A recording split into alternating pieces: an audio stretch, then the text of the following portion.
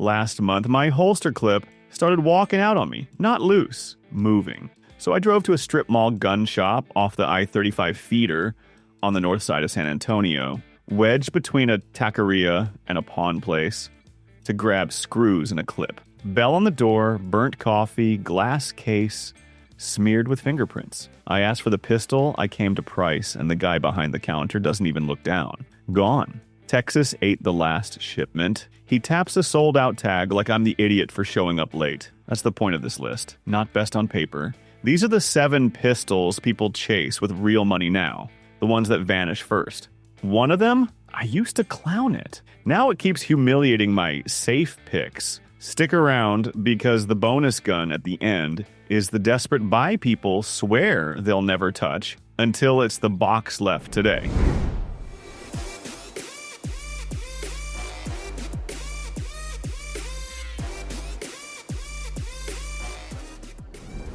In March, my phone buzzed and my buddy Partha, who never hypes anything, texted, CZ Shadow 2 carry, go, now. So yeah, I drove. 40 minutes felt safe until it didn't. I walked into this little Texas shop off the feeder, and the place already had that picked over smell, like the decision got made without me. No loud crowd, just that tense, quiet irritation. Some guy by the register stared at the glass like it personally owed him something. Another dude kept asking, next shipment already spoken for? Like he was trying to buy concert tickets. The owner didn't even pretend to be hopeful. Same tired line on repeat. No ETA, no list, and no, he wasn't taking names unless you'd bought there before. Gatekeeping with a smile. Shadow 2 carry kept popping up in every sentence, like a rumor people treated as fact. I asked what made it so damn special. I got 3 different answers in 5 minutes. Trigger, pedigree, it shoots like a real CZ, but you can actually carry it. Nobody sounded objective. Not one calm voice, just guys selling themselves on it out loud. I never even got one in my hand. Not a dry fire, not a feel, just air. I left empty-handed driving home, mad, and still thinking about that stupid name like it meant something. What came after that hit closer to home? A few weeks ago, I met up with that little group I shoot with every now and then. Not a class, not a match. Just the usual dudes who always show up with something new. And the first thing I noticed was 2 Glock 19 Gen 5s sitting on the bench like they never left. That sounds normal until you remember the last time. A couple months back, it was all fresh releases and upgraded setups. Guys acting like they finally solved carry. This time, the vibe felt flatter, quiet, like somebody already took a hit and didn't feel like talking. Nobody announced a switch. Nobody did the whole back to Glock speech. They just had them, like nothing changed. So I asked one of them what happened to that newer pistol he couldn't shut up about. He stared at the ammo for a second, then said, I got tired of thinking about it. Not, it broke. Not, it sucked. Just tired. Later, another guy admitted the same move. A few small issues he couldn't pin down. Nothing dramatic, just enough little weirdness to sand down his confidence until he stopped trusting it. Nobody praised the Glock. Nobody defended it. But by the end of the day, the 19 showed up more than anything else. That's not love. That's guys correcting a mistake. What came after that, the next one, it got chased for a totally different reason. Not long ago, I was at a backyard BBQ in Texas. Paper plate in one hand, cheap beer in the other, and somehow the SIG P365 X-Macro got said out loud like it was a password. It didn't start as gun talk. It started as comfort talk.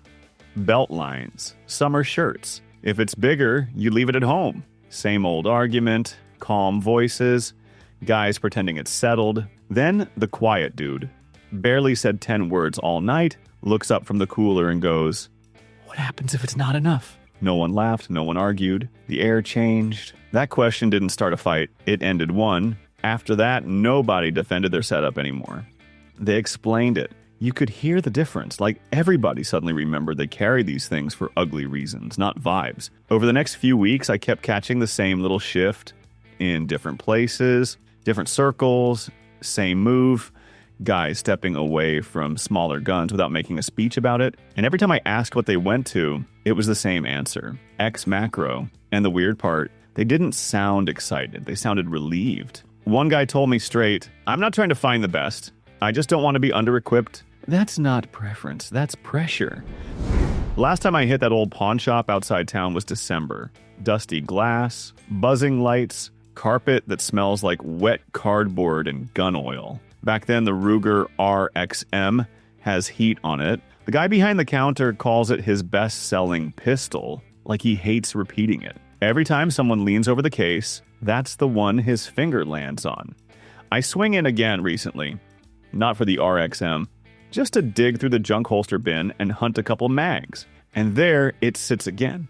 Same model, fresh tag, acting like it never belonged to anybody. I ask what's up. The clerk doesn't sell it, he shrugs. They move fast, both directions. That line sticks because I come back a few days later and there's another RXM in the same spot.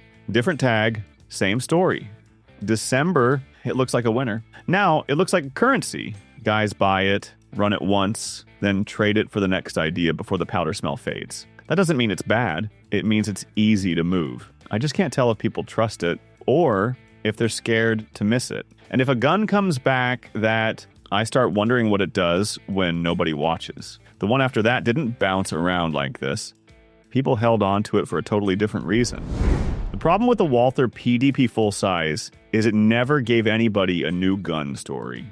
No hype speech, no chest thumping. It's the pistol that shows up when the fun part dies. I started catching this pattern with guys I run into around Texas. Somebody buys the new hot thing, talks like it's the answer, defends it like you insulted his truck. Then the gun disappears from the conversation. Not a sale post, not a rant, just gone. Then the PDP shows up later, quietly, like a replacement tire. I saw it happen up close when a guy opened his range bag and pulled out a PDP like he was trying not to be seen doing it. I asked him what happened to the pistol he was preaching about last time. He didn't give me a failure story. He didn't even look proud. He just said, I got tired of defending my carry gun. That line hit different than tired of thinking because it wasn't about nerves. It was about ego. He wasn't scared. He was embarrassed. He didn't want to explain little stuff, argue in parking lots, justify his choice every time somebody asked what he carried.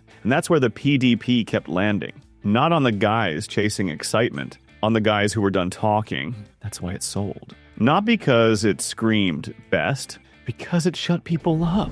Recently, my buddy over at San Saba County Sheriff's Office texted me like he was reminding me to lock my truck. If you're gonna buy a Shield Plus, don't wait. No emojis, no explanation, no, this thing shoots amazing. Just that line. And he's not the type who chases guns. He carries one, works, goes home. So when he says don't wait, that's not hype. That's a heads up.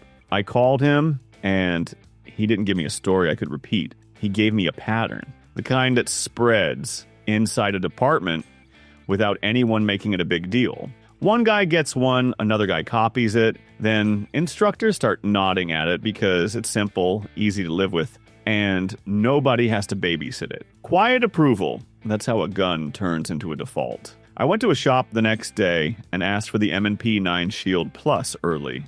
Like I could beat whatever wave he was seeing. The guy behind the counter didn't sell me on it. He just said, we get them. They're gone. That was the whole pitch. And watching buyers that day was the weird part. No debating, no bragging, just quick paperwork, and that look people get when they feel like waiting as how you lose. What messed with me wasn't the gun. It was a rural deputy warning me first. And the one at the top of this list, that one didn't spread like advice, it spread like a bad habit. Over the last couple months, the Springfield Hellcat Pro kept coming up in conversations like it was already decided. Not, I tried it. Not, I ended up here.